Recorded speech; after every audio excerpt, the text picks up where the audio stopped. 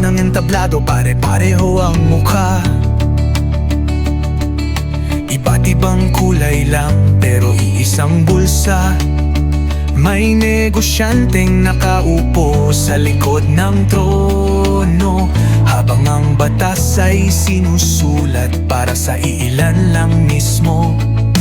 Sa balita may gulo, may bagong kaaway.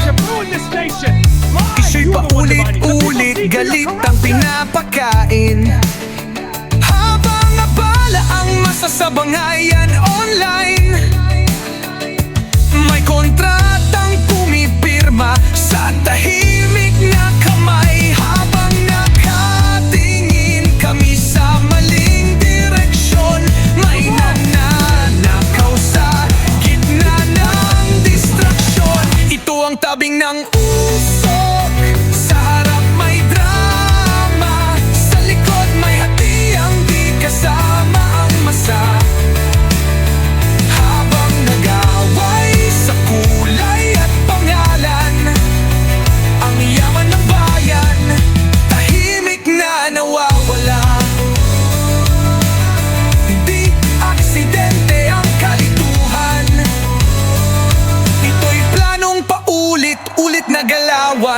Oligarkong di tumatakbo pero laging panalo.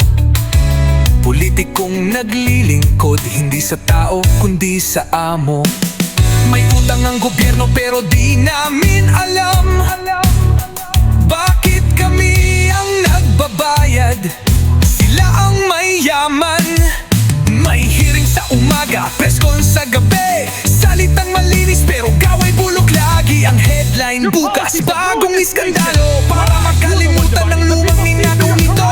Kapag ang tanong ay masyadong delikado, biglang may issue para ilihis ang tao. Ito ang tabing ng usok, sa harap may sigawan, sa likod may negosyong pinoprotektahan.